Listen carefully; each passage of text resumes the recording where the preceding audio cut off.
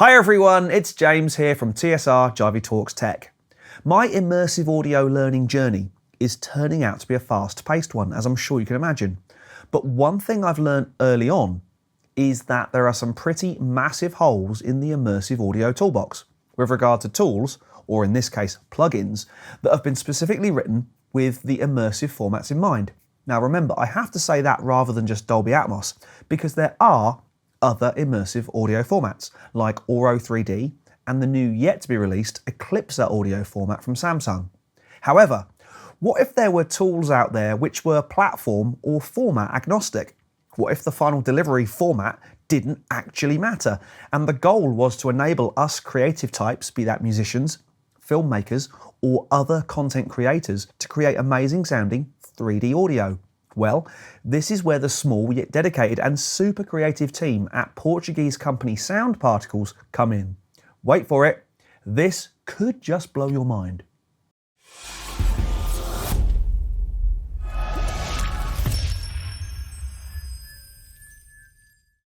Now there's a fair chance that you've not heard of this company, Sound Particles, but I'll bet cold hard cash that you've heard their tools in action on movies like Dune, Oppenheimer, Mission Impossible, Frozen 2, yes I've seen it, I'm a dad, and a little movie franchise called Star Wars. Who's ever heard of that? While I really want to get into the tools that Sound Particles make for us DAW users, what I feel I need to do is back up to where their story really starts, and that is with the Sound Particles standalone application. Once you get your head around what it does, and the Sound Particles mindset and philosophies, it will make it much easier to understand the plugin tools and how they work. So with that in mind, this is Sound Particles version 2. What this software does is a form of mathematical duplication and randomization. Sound Particles is not AI driven. It might look like it, but it's not. I really want to stress that from the get-go. Everything the software is creating is a mathematical recreation of an original sound source with added controlling elements. It's just that Sound Particles does this on another level, if that level was to infinity and beyond. And no, I'm not sure if they're involved with that one. I'm going to start with a non-musical example because, to be honest, it's an easier demo, but I'm sure you'll get the idea of where this is going. This is a recording of me walking over my gravel drive, recorded on my iPhone. It's not very inspiring, I know. Now, please remember that this is not a full tutorial for Sound Particles. So if you miss a step, remember, rewind is your friend. Sound Particles have some amazing videos on their website, and I'll leave all the links and blurb down there in the notes and stuff. In this case, I'm going to create a new particle group. Now, there are lots of presets you can choose, but as an introduction, I'm going to start from scratch. I'm then going to drop my footstep audio file over here. Now, Sound Particles is not a real-time application, and when we get into the thick of what's going on, you'll understand why. By default, we start with 100 particles, or streams of audio, or versions of my audio file, of me walking around. But we could choose to have 10,000 versions of my footsteps on the drive, if we really wanted to create an army of me's, heaven forbid. I now need to add a virtual microphone with which to pick up this virtual army of me's walking around my drive. And I'm going to make it a multi-channel mic, so at least I can enjoy the multi-channel audioscape. Now, if I render a bit of this audio file, you'll hear 100 me's walking. I'll hear it in surround, but you'll hear it in binaural if you're listening on headphones. And if you're not, it might be worth putting some nice ones on now. Now, please remember, Sound Particles is creating 100 me's right now. So let's cut it some slack when it comes to a more than reasonable render time.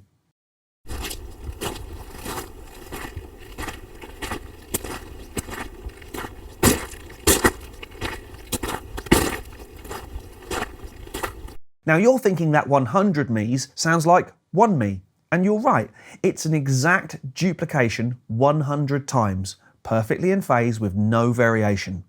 Where it starts to get interesting is when we start randomizing those 100 me's and giving them some movement and audio modifiers.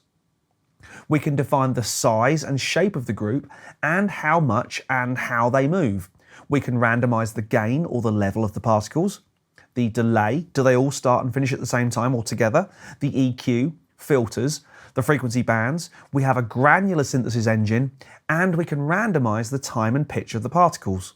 And Sound Particles is doing all this within the parameters we set. These can be very tiny variations, or they can be massive. And to be honest, if you don't really know what you're doing yet, like me, it turns out like this.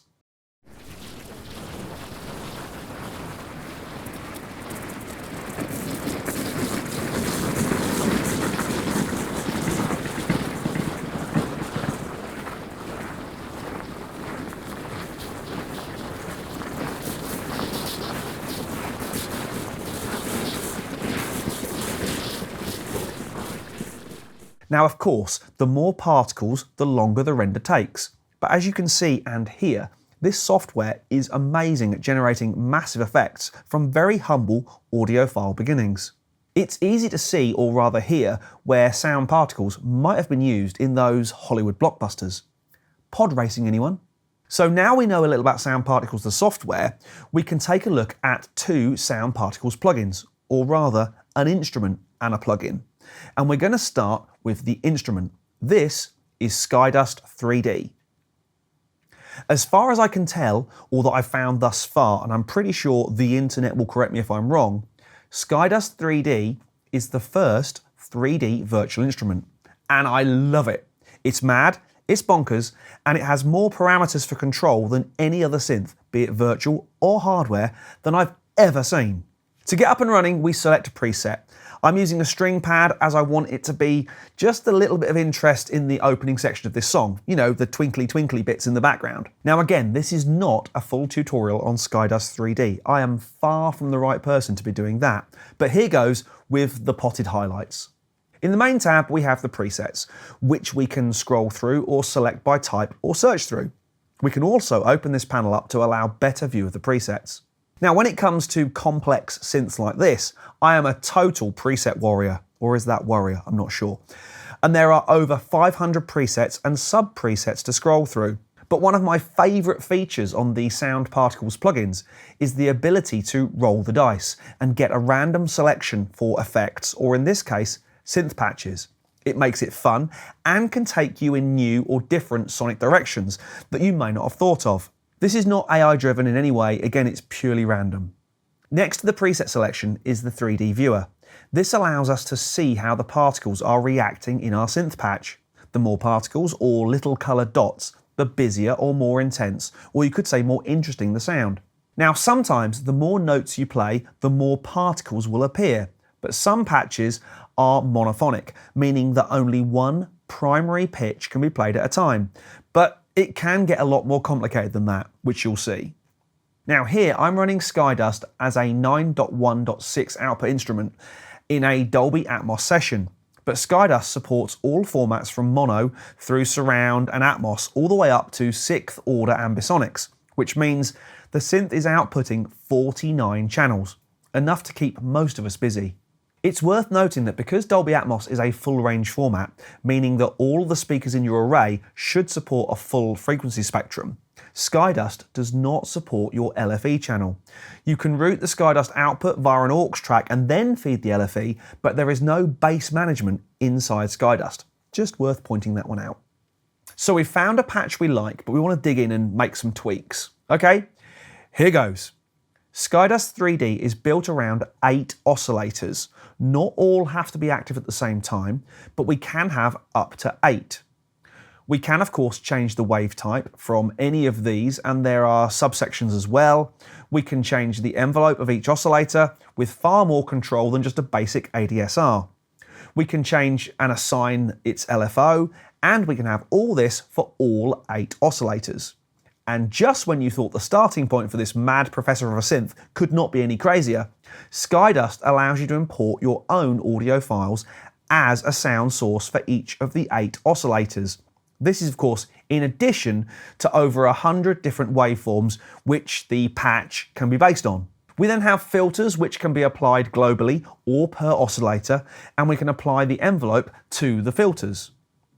Next is FM, or frequency modulation, and in my limited experience, FM is one for the mathematicians. We then have the pitch tab, which while I'm quite sure could not have been used to create the sound we all know as the THX sound, as This effect predates sound particles. It's a perfect way to recreate that iconic sound. Take a listen to this.